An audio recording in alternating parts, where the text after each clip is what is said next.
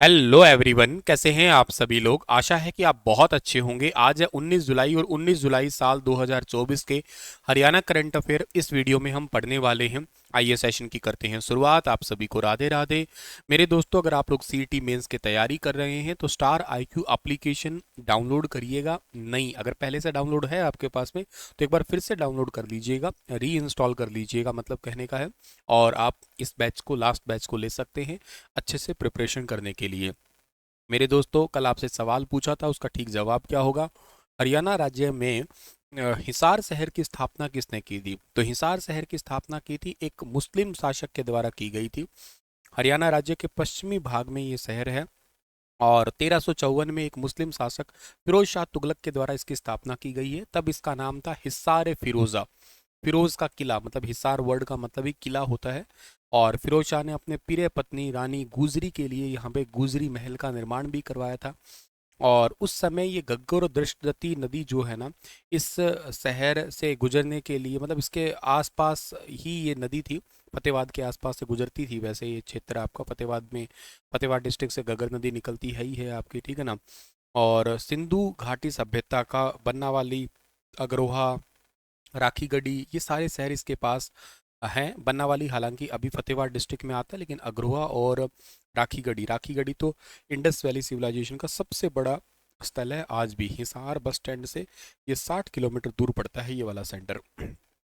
हरियाणा के किस जिले में महिला एवं बाल विकास विभाग का बहुउद्देशीय भवन जो है वो बनेगा? तो महिला एवं बाल विकास, असीम गोयल जी के पास में ये वाला मंत्रालय है वर्तमान में।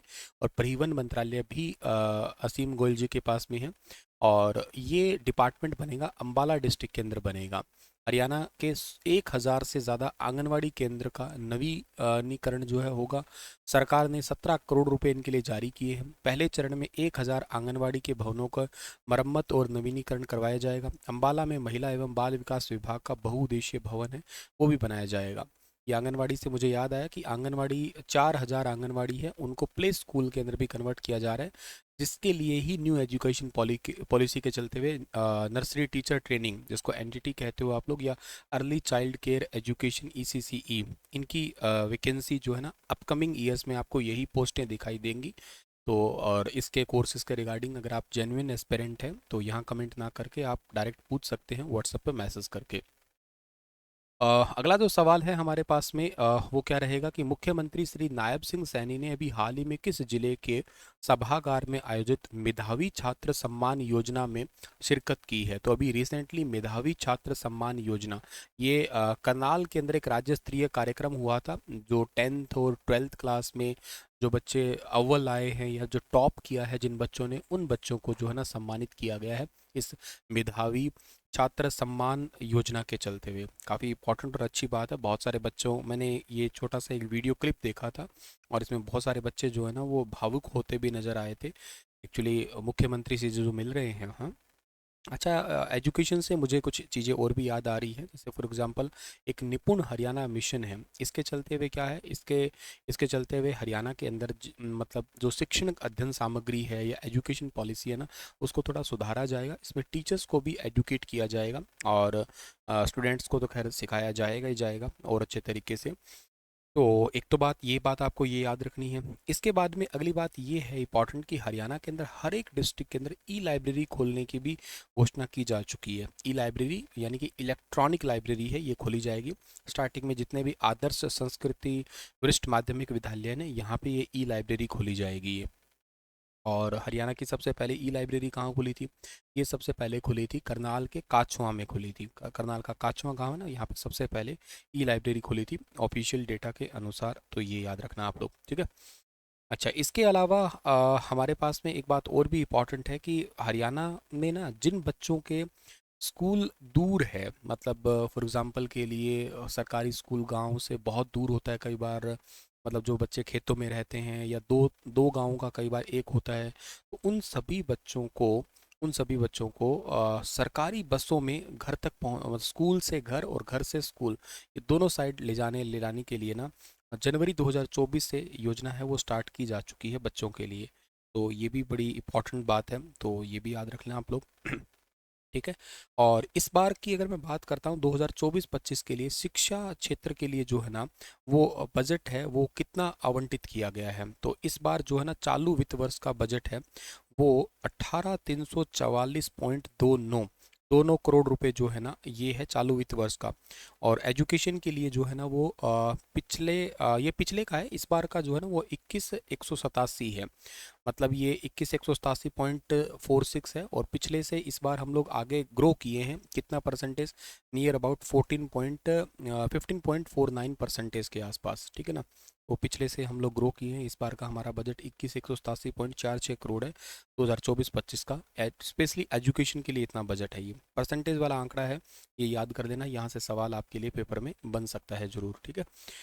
चलिए आगे बढ़ते हैं। अगला सवाल हमारे पास में है कि हरियाणा के पुलिस महानिदेशक श्री शत्रुजीत कपूर के द्वारा लिखित पुस्तक वाइड फॉर सक्सेस, बड़ा इंपॉर्टेंट है, ध्यान रखना, वाइड फॉर सक्सेस एक किताब का लोकार्पण किया है। और वो उस किताब का लोकार्पण अभी रिसेंटली जो है ना वो किसने किया है, तो इस किताब का लोकार्पण अभी हाल ही में किया है हरियाणा के पूर्व मुख्यमंत्री मनोहर लाल खट्टर के द्वारा। मनोहर लाल खट्टर हरियाणा के लगभग 9+ ईयर 9 साढ़े 9 साल जो है ना वो मुख्यमंत्री रह चुके थे। और केंद्रीय विद्युत एवं आवासन और शहरी कार्य मंत्रालय अभी इनके पास में है। करनाल लोकसभा सीट से ये जीते हैं।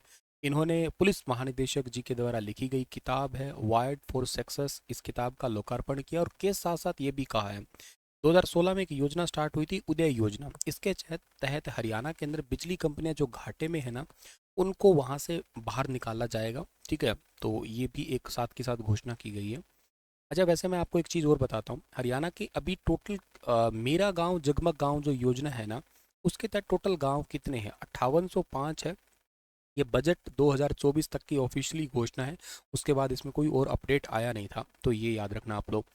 अच्छा इसके अलावा एक बात और याद रखना, ये मेरा गांव जगमग गांव या म्हारा गांव जगमग गांव योजना है, ये कहाँ से स्टार्ट हुई थी, ये कुरुक्षेत्र के दयालपुरा से स्टार्ट हुई थी। कुरुक्षेत्र के दयालपुरा से स्टार्ट हुई थी, कब स्टार्ट हुई थी, 2015 में स्टार्ट हुई थी। तो ये भी याद रखना, गाँव में 24 घंटे बिजली देने की योजना है म्हारा गाँव जगमग गाँव योजना। कहीं इसको मेरा गाँव जगमग गाँव योजना भी लिख देते हैं। एक ना बिजली से संबंधित मुझे और याद आया कि हरियाणा का एक जिला है यमुनानगर, यमुनानगर यहाँ पे एक 800 मेगावाट का नया थर्मल पावर प्लांट लगाने की घोषणा हुई है, ये भी याद रखना। इसके लिए ना इसके लिए लगभग 6,900 करोड़ रुपए Bharat heavy electrical limited BHEL इसको ठेका दिया गया, मतलब ये बनाएगा थर्मल पावर प्लांट 800 मेगावाट का यमुनानगर के अंदर, ठीक है। तो इसको भी आप लोग जरूर याद कर लेना है डियर, ठीक है।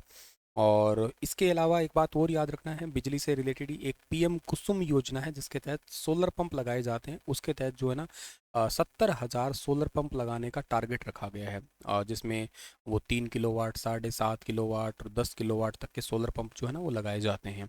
2024-25 का 70,000 सोलर पंप लगाने का टारगेट रखा गया है वो, ठीक है।